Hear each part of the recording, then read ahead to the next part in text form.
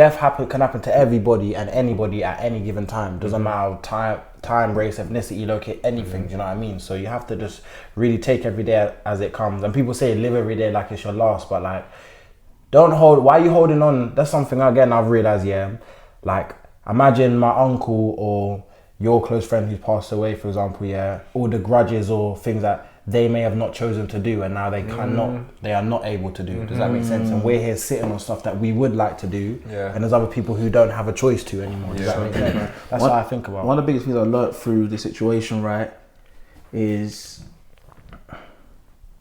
when it comes to like prejudices and just looking down on people, it's ridiculous. But ultimately speaking, at one point in time, not everyone's gonna be here. You know what I'm saying? Treat people like, you know what it says, treat people how you like to be treated. Everyone has limited time, days on this earth. Why are you treating people differently because of their this or their this or their that? Treat everyone the same. Operate like that, and you'll be able to live a more fulfilling, satisfying life.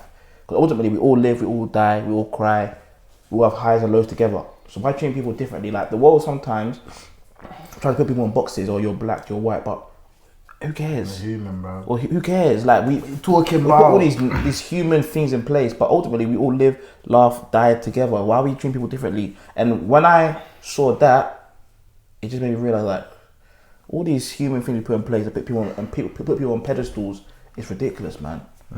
Deeper ones. I realize a lot of stuff don't matter. Like, it actually doesn't matter. Like deeper ones. Like we come here, and then we do all this stuff to ultimately for what? Like for what? So what our recent unfortunate situation, like my friend passing away, taught me was that, and it's the same whenever anyone passes away, really, it's like just do the most with the time that you have. And it doesn't mean for every day to be 100% productive. I fall into I wouldn't say it's a trap, but I fall into that thing of every day I want to just do as much as possible. I think it is a trap. And get as much as possible done. I fall into that all the time because I want to move as far as possible ahead, as fast as possible, right? Yeah. But then what Tay said in the car earlier connected with me, because it's like you can have those days where you're kind of chilled out. Yeah. But then what you said, which I actually listened to in particular, was with your family, because I think that's important as well. Because I actually thought, okay, another thing, she's young. She was very, very young, and it's like we're that same age, so anything can happen to any of us at any given time. God willing, we're all surviving for a very long time, but it means that like you need to communicate with your loved ones as soon as possible. You need to be around them. You need to like bundle we hold so many things to our chest, and we hold so many things in our heart that we don't even like. It's not even that deep. Like somebody, it could be as deep as they didn't give you 5p when you wanted it. Yeah. 2 weeks. Or they held you undelivered for a couple hours. What I'm saying, but then real. you don't know what's going on in their life. They might be dealing with something themselves. Yeah, that's Let me too jump real. in quickly. So That's real. I've got a cousin called Jordan. It's mad because you remind me of my cousin Jordan. Even look Big like up Jordan, him, it's man. mad. Big up Jordan. It's actually mad. I'm gonna show you a picture. You lot looking like and move the same as well. It's mad. Crazy. But anyway, big up Jordan now. Yeah. Jordan, big cousin, growing up with him from young, basically, innit? Like from when I was first born, bare memories together. Grew up together. He got married recently. Say about 2 years ago. Yeah, got married, and he kind of he's one of these guys where he'll just pack up everything and just go. Like he ain't got no thinking time. When he wants to do something, he's doing it. Yeah. So he got married, short notice. Then he decided I'm moving out of the UK, short notice. Boom, he was gone, packed up, left. In Martinique, he lives in Martinique. Okay, Caribbean island. Caribbean. French speaking, I'm pretty sure. Oh, them geography man there. Yeah. So moved up to Martinique, and then he had a baby as well. So this is happening in like a year, basically. Yeah. Oh, all of this. About 2 years. No, obviously they met each other from Asia, but them getting married, him moving country and having a baby, I'd say within a year and a half, Action, 2 man. years. I like that. Do you know what I'm saying? Action, man, literally. I like that. But obviously, in that though, me and Jordan grew up together, and because he was so quick in making his movements, there was no real communication between me and him. Right. He didn't even tell me he was getting married. He didn't even tell me he was moving country. Damn. And I found out he was having a baby when he was out there in Martinique already. Oh. Yeah. And that kind of hit me. He was like, you're meant to be my cousin. I didn't go to his wedding. That deep. Like, I didn't even go to his wedding. Were you invited or did you not go? I didn't get invited. But it was in the middle of COVID, so I'll give that to him. Yeah, but there was other people that went to the wedding and I didn't. Yeah. And that kind of touched me, and I thought, bro, like, you're my cousin, I grew up with you, like I look up to you as well. Yeah. Exactly, grudge. Yeah. Then not only that, but he came back over here to London, I'd say like 2 months ago. And me and him's been speaking, obviously not as often, we speak like every month, whatever. He's been saying to me, listen, when I come over to London, we're gonna chill, we're gonna catch up, we're gonna vibe, boom, boom, boom. I said, cool, say no more. So he hit me up the day before, he came over to London, he said, listen to you, I'm gonna need some new trainers. If you got any trainers that you have, let me just rock with them. I said, no problem, I got some trainers I don't wear, you can have them. So now in my head, this is my moment where I'm gonna go look at my cousin, give him the trainers, but I'm gonna chill with him. I haven't seen him in ages. So anyway, dropped in the trainers, it's late now. But then What kind of time? about 10 o'clock Okay. at night. And I just left church as well. I just left church. Yeah, Picked up you the got no trainers. prayed up. You get me? Yeah, man. Going to see my cousin. I ain't seen him in maybe about a year. Thinking like, cool, I'm gonna drop in the trainers now. You're excited? Excited, bro. Do you get me? So then I've got down to the place where you're staying at, and whatever the case may be. And you know what? That's not a good time. That means something disconnected. Hold on. So when you got these sounds look like Bear sounds. Everything good though, sir? My phone.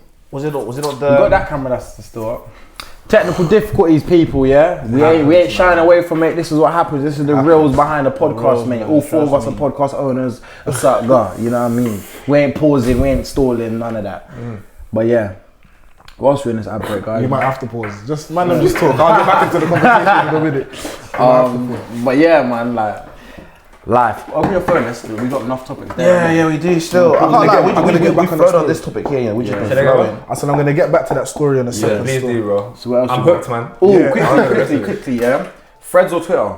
Before you even let me do this, yeah. Yeah. I'm gonna say Threads or Twitter, and you just gotta pick one. So Threads or Twitter? Twitter. I'm a Threads man.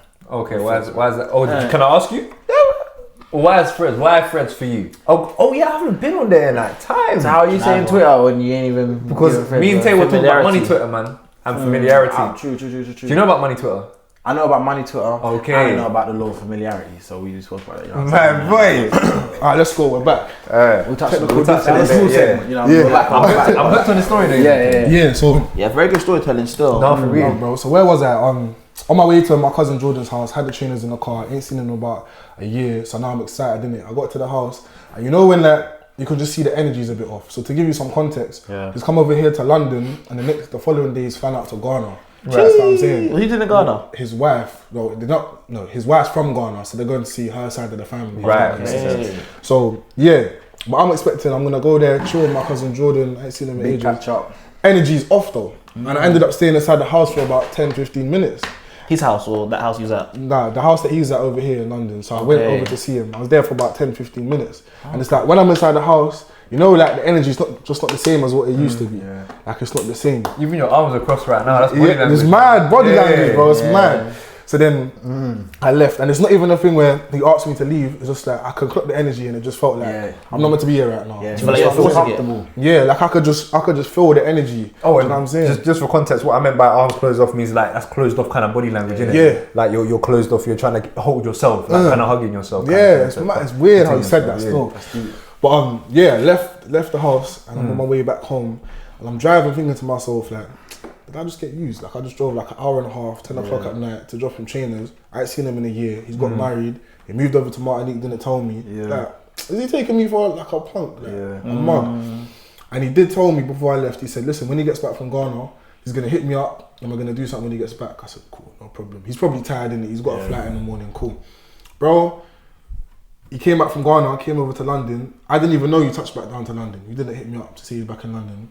And then he flew back to Martinique. Didn't shout man again. So I'm like, nah. Now in my head, You're violating. now, violation, yeah. now in my head, like you're violating. And like, it's confirmed. Yeah, everything that it was before, it's not that now. It's the furthest thing from that now. You know what I'm saying?